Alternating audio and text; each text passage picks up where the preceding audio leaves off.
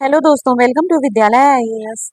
आज हम केमिस्ट्री के टॉप 50 एमसीक्यूज करेंगे। ये आपके आरआरबी, एसएससी, रेलवे सभी एग्जाम में मोस्टली यूजफुल होने वाले क्वेश्चन हैं। आते हैं क्वेश्चन। अगर आप अभी तक इस चैनल को सब्सक्राइब नहीं किया है तो चैनल को सब्सक्राइब भी कर लें। कोहरे में निम्नलिखित में से कौन सा कोलाइडी तंत्र अभिव्यक्त होता है? कौन सा कोलाइडी तंत्र अभिव्यक्त होता है? ठीक है, तो जब कभी आपने कोहरा देखा होगा तो क्या होता है, वो हवा में यानी कि गैस में छोटी छोटी पानी की बूंदें होती हैं। ठीक है, छोटे छोटे डॉट्स होते हैं पानी के, इसी को तो कोहरा कहते हैं। ठीक है, तो ये क्या होता है, गैस में द्रव का कोलाइडी तंत्र है। सेकंड है, खीरे को काट कर यदि नमक डाला जाता है तो निम्न में से किसके कारण पानी निकलता है? ठीक है, कि खीरे को आप अगर काट के रख देते हैं और उसमें नमक डाल देते हैं तो खीरे का सारा पानी निकल जाता है। ठीक है, और वो बहुत ही लूज हो जाता है। तो ये कौन सी क्रिया होती है? परासरण की क्रिया के कारण निकलता है।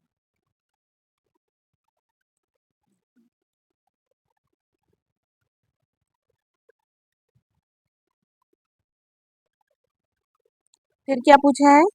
सबसे ज्यादा शांता होती है, किसकी सबसे ज्यादा शांता होती है? शांता क्या होती है? शांता, सबसे पहले याद रख लीजिए, किसी भी द्रव का क्वालिटी। ठीक है, क्वालिटी जिसके कारण वो बूंद बन के जब नीचे गिरे तो कितना फैल पाएगा, मतलब वो अपने आप को कितना मजबूत बांध के रख पाएगा। ठीक है, जल की, वायु की, खून की या शहद की? तो निम्न में से शहद की सांद्रता सबसे ज्यादा होती है, क्योंकि जब शहद जमीन पे गिरता है ना तो कुछ ऐसी आकृति बनती है। ठीक है, पानी तो पूरा फैल जाता है, खून भी पूरा फैल जाता है। ठीक है, तो शहद की सांद्रता सबसे ज्यादा होती है। अगला है, आधुनिक रसायन शास्त्र का जनक किसे कहा गया है? तो लेवोजियर को कहा गया है। अब रदरफोर्ड कौन है? आइंस्टीन कौन है? सीवी रमन कौन है? ये हमें पता चले, आइंस्टीन ने एक फॉर्मूला दिया था, E is equals to M C square. ठीक है, ये द्रव्यमान का फॉर्मूला है, द्रव्यमान ऊर्जा फॉर्मूला कहते हैं इसको। रदरफोर्ड ने क्या किया था? नाभिक का सिद्धांत दिया था। और सर सीवी रमन ने क्या किया था? रमन लिमिट। ठीक है,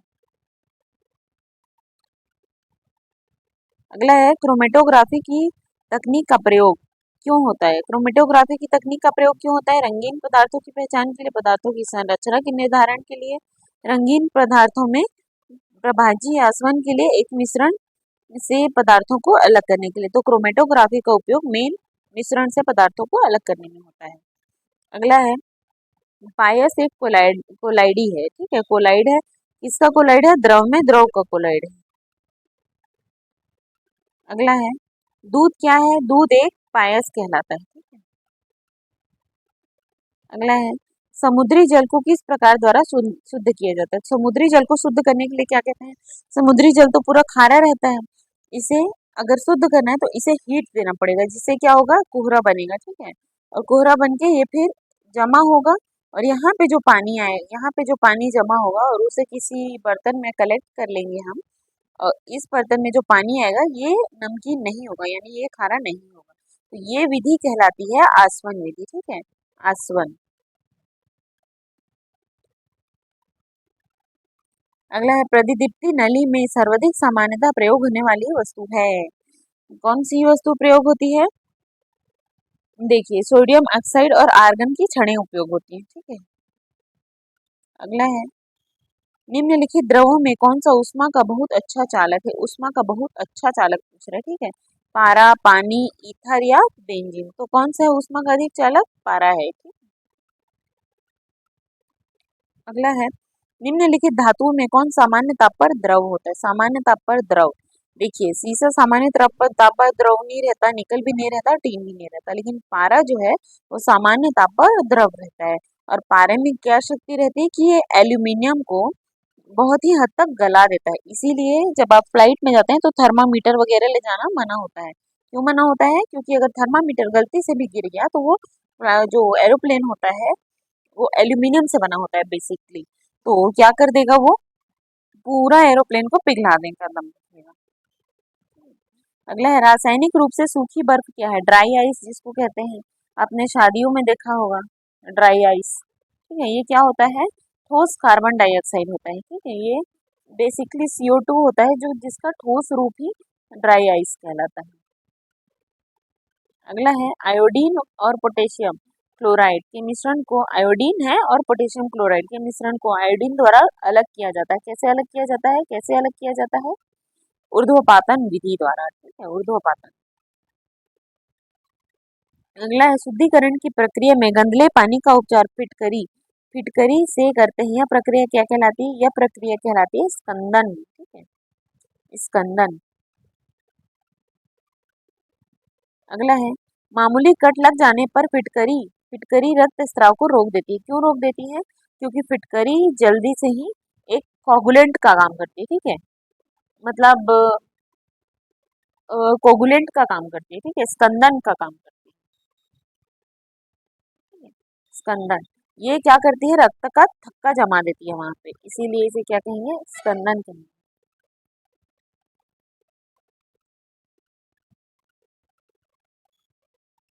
अगला है अशुद्ध कपूर को शुद्ध किया जाता है। किससे शुद्ध किया जाता है अशुद्ध कपूर को? ऊर्ध्वपातन विधि द्वारा शुद्ध किया जाता है। अगला है वह चुनिए जो मिश्रण नहीं है। वायु भी मिश्रण होता है, कई गैसों का मिश्रण होता है। जैसे इसमें क्या होते हैं? 70% के आसपास, 72% के आसपास क्या होते हैं? नाइट्रोजन गैस होती है, फिर ऑक्सीजन होता है, ऑर्गन गैसें होती हैं। ठीक है, तो वायु तो मिश्रण है, फिर गैसोलीन भी मिश्रण होता है, एलपीजी भी मिश्रण होता है, लिक्विड पेट्रोलियम गैस, आसुत जल हो जो होता है वो किसी चीज का मिश्रण नहीं है, शुद्धतम रूप है। अगला है निम्नलिखित में से कौन सा मूल तत्व है? ठीक है, रेत मूल तत्व नहीं होता है, हीरा संगमरमर मूल तत्व नहीं होता है, शक्कर मूल तत्व नहीं होता है, हीरा जो है वो हमारा मूल तत्व है। क्यों? क्योंकि ये हमें प्रकृति से सीधे मिलता है, फिर इसे तराशा जाता है। ठीक है,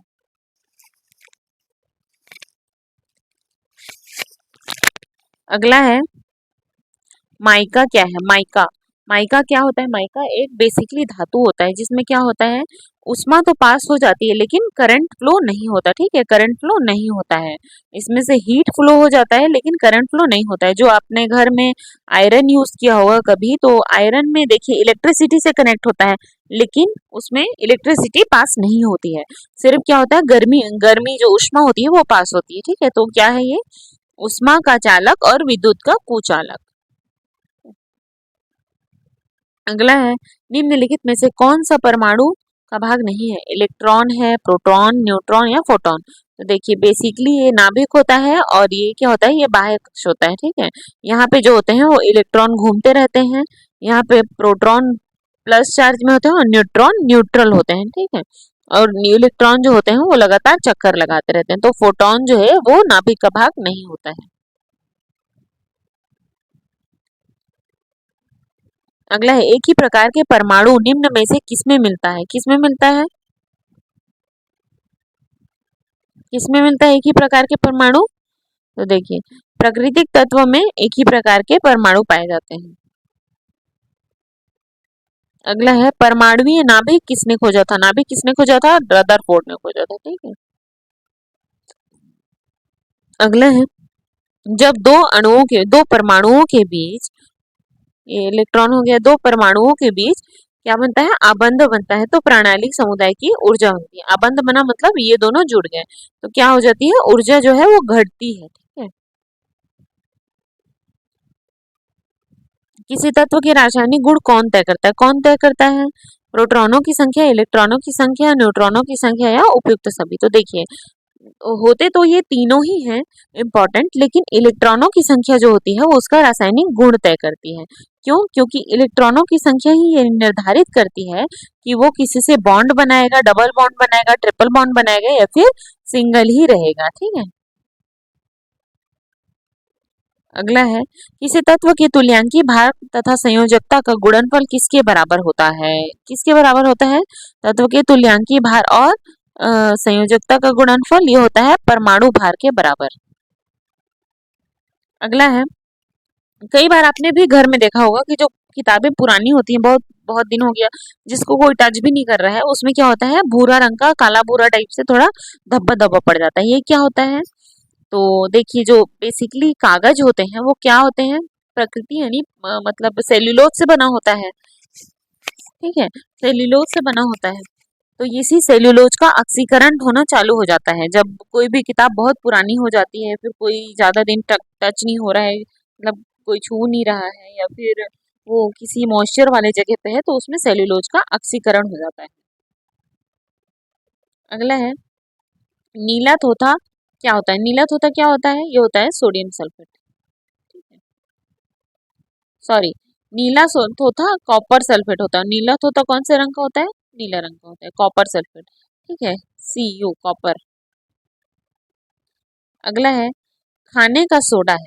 तो देखिए खाने का सोडा क्या है, एक आप वॉशिंग सोडा याद रखिए और एक खाने का सोडा, ठीक है, जिसे हम बेकिंग सोडा कहते हैं। अब देखेंगे दोनों में फर्क क्या होता है। दोनों बेसिकली सोडा होता है, तो इसमें Na दोनों में विद्यमान होता है, यानी कि सोडियम। ठीक है, अब दोनों में CO3 भी विद्यमान रहता है, CO3, NaCO3 दोनों में कॉमन है। बस यहाँ पे बेकिंग वाले में हाइड्रोजन उपस्थित रहता है, क्यों? क्योंकि CO3 जो होता है वो 2 माइनस होता है। ठीक है, CO3 2 माइनस, यानी कि इसको इसके बाहर में इसे दो बंध बनाना जरूरी है कंप्लीट करने के लिए। और यहाँ पे क्या होता है, Na के 2 अणु मिल जाते हैं। तो वो बेसिकली बेकिंग सोडा का अगर हम फॉर्मूला देखें तो क्या होता है, वो NaHCO3। और अगर वॉशिंग सोडा का फॉर्मूला देखें तो Na2CO3। और इसमें एक और चीज ऐड होता है कि इसमें वॉशिंग सोडा में Na2CO3, इसमें प्लस डॉट करके 10H2O 10 क्या होते हैं, जल के अणु मिश्रित होते हैं। ठीक है, 10H2O डॉट 10H2O। अगर हम एक लाइन में इसका फॉर्मूला देखना चाहें तो क्या हो जाएगा, Na2CO3 10 10 10H2O। ठीक है, अब बीच में एक डॉट लगा देना, ये हो जाएगा कि इसका वॉशिंग सोडा का पूरा फॉर्मूला। अच्छे से याद रखना है क्योंकि एग्जाम में इसी को लेके घुमा देता है। ठीक है, अब अगला है धोने के सोडे का रासायनिक सूत्र क्या है। तो क्या है धोने के सोडे का रासायनिक सूत्र? यहाँ पे 2 है, यहाँ पे ये 3 है, यही है Na2CO3। इसमें डॉट करके अगर 10H2O लिखा हुआ है तो ये ज्यादा सही होगा, लेकिन अगर आप नहीं लिखा हुआ है तो फिर आप खुद भी जज कर सकते हैं, यही है। ठीक है, Na2CO3। अगला है खाने का नमक किस में बनता है? खाने का नमक किससे बनता है? मजबूत अम्ल और मजबूत क्षार, क्योंकि क्या है, Na प्लस है और Cl माइनस है, दोनों ही ये मजबूत अम्ल है, मजबूत क्षार। ठीक है, तो आंसर क्या हो जाएगा इसका, मजबूत अम्ल और मजबूत क्षार। अगला है विरंजक चूर्ण के लिए कौन सा कथन सत्य है? जल में अधिक विलेय होता है, बिल्कुल होता है। हल्के पीले रंग का चूर्ण है, नहीं, सफेद रंग का होता है। तनु अम्ल की प्रक्रिया से क्लोरीन निष्कासित होता है, नहीं होता है। ठीक है, ऑक्सीकरण है, ऑक्सीकारक है। तो देखिए जल में अधिक विलेय होता है, यही सही है। अगला है जब इनो लवण को जल में डाला जाता है तो बुलबुले के किसके बनते हैं? किसके बनते हैं? CO2 के बनते हैं। अगला है रसायन उद्योग में कौन सा तेजाब मूल रासायनिक माना जाता है? मूल रासायनिक कौन सा माना जाता है? H2SO4। ठीक है, हाइड्रोक्लोरिक एसिड, हाइड्रोक्लोरिक एसिड। ठीक है, H2SO4। पानी का पीएच कितना होता है? पीएच क्या होता है? पीएच बेसिकली ये पी आप समझ लीजिए कि जो हाइड्रोजन आयन होता है हर चीज में उसकी सांद्रता पाई जाती है। ठीक है, तो इसी की सांद्रता को हम पीएच वैल्यू कहते हैं। ठीक है, पीएच वैल्यू के लिए, पीएच वैल्यू मापन के लिए पीएच स्केल भी बना हुआ है। ठीक है, बीच में ये 7 होता है, 0 से स्टार्ट नहीं होता है, 7 से स्टार्ट होता है। 7 से जितने भी इधर होते हैं यानी कि 6, 5 से लेकर 1, 2 जो भी, ये सब क्या कहलाते हैं? ये सब अम्ल होते हैं। और इसमें 8, 9, 10 जो भी 14 तक चलता है ये क्या होते हैं? ये क्षार होते हैं। ठीक है, क्षार होते हैं। और बीच में जो होता है ये उदासीन विलयन होता है, जिस विलयन में मतलब अम्ल और क्षार बराबर रहेगा, यानी कि जो मतलब लवण की भांति काम करेंगे, वो उदासीन विलयन होगा, मतलब जो सैचुरेटेड फॉर्म में होगा। ठीक है, और यहाँ पे पी का मतलब, पी बेसिकली एक जर्मन शब्द होता है जिसका मतलब होता है पोजेंस। ठीक है, लेकिन जिसका हिंदी में अर्थ होता है पावर, मतलब इंग्लिश में पावर होता है, हिंदी में शक्ति होता है, तो इसे नॉर्मल भाषा में हम पावर ऑफ हाइड्रोजन आयन मान सकते हैं। ठीक है, अगला है निम्न में से किसका पीएच 7 है।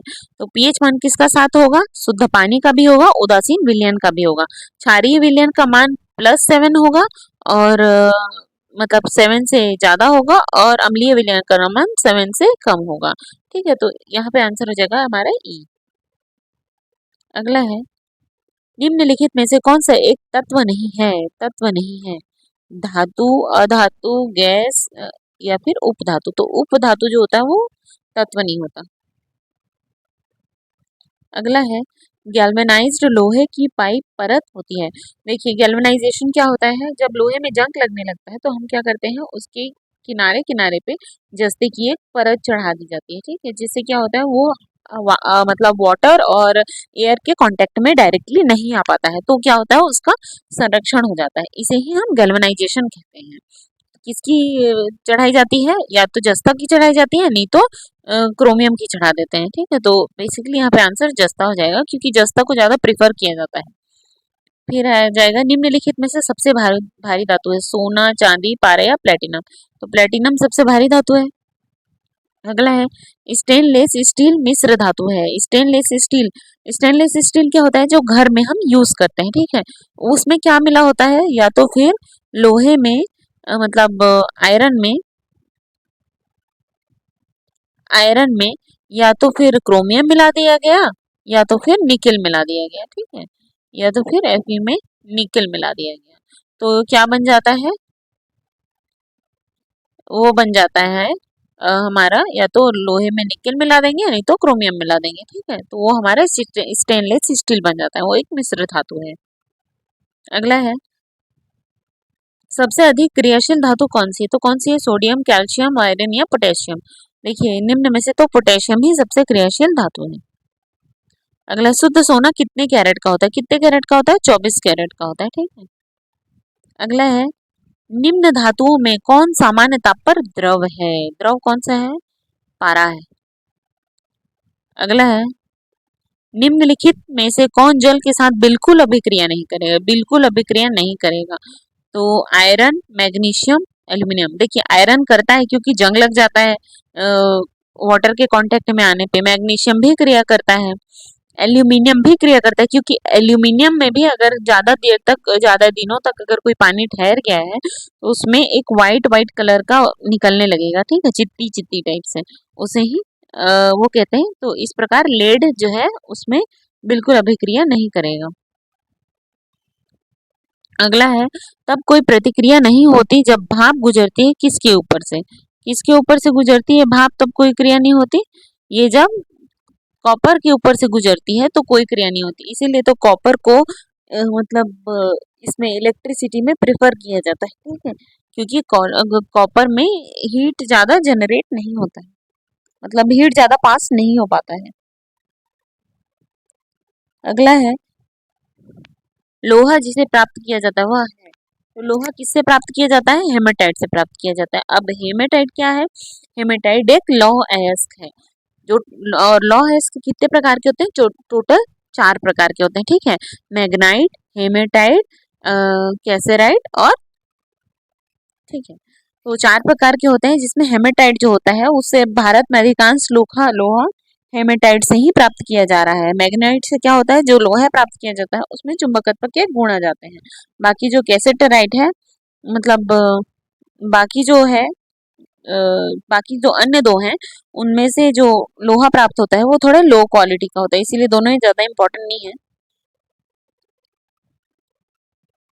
अगला है निम्न में से किस पदार्थ का विद्युत चालकता सर्वाधिक है। तो निम्न में से चांदी का विद्युत चालकता सर्वाधिक है। क्यों, क्योंकि चांदी के वायर्स को भी प्रेफर किया जाता है घरों में, लेकिन बजट में नहीं होता, इसीलिए कॉपर वायर भी लगा दिया जाता है।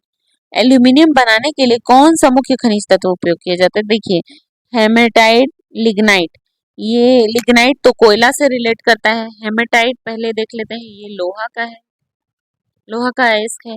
लिग्नाइट कोयला का है, आपने सुना होगा नवेली लिग्नाइट। मैग्नाइट भी क्या किसका है, लोहा का है। और बॉक्साइट जो है वो है एल्यूमिनियम का, ठीक है। तो निम्न में से एल्यूमिनियम के लिए बॉक्साइट यूज करेंगे।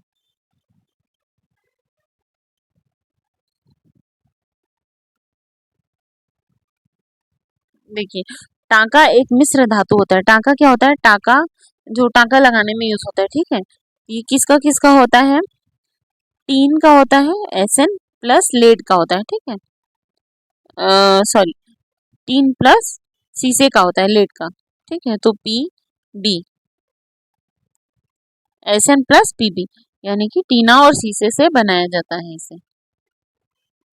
अगला है, किस धातु से बनाई गई मिश्र धातु को हवाई जहाज तथा रेल के डिब्बों के पुर्जों में के काम में लिया जाता है। एल्यूमिनियम। क्यों, क्योंकि एल्यूमिनियम बेसिकली जितने भी भारी धातु होते हैं उन सब में हल्का होता है। जंग रहित लोहा बनाने में प्रयुक्त होने वाली महत्वपूर्ण धातु है। तो देखिए, अगर निकिल अगर आपको जस्ता नहीं दिया है तो फिर आप क्रोमियम भी ले सकते हैं, ठीक है। तो इस प्रकार आज हमारे 50 प्रश्न यहीं पे समाप्त होते हैं। अगला सेशन फिर से आएगा। अगर आप अभी तक विद्यालय इसमें नए हैं तो प्लीज़ वीडियो को लाइक करें, अपने दोस्तों को शेयर करें और चैनल को सब्सक्राइब करना ना भूलें। Thank you for watching.